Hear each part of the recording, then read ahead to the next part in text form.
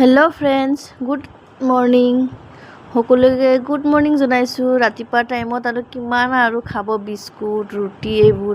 আজি ভাবিলোঁ অলপ পোলাওকে বনাই খাওঁচোন, সেও অলপ আপোনালোককো দেখাই আছোঁ। তেতিয়াহ'লে মই এইফালে পোলাও বনাবৰ কাৰণে চিকেন অলপ দি দিলোঁ তেলতে।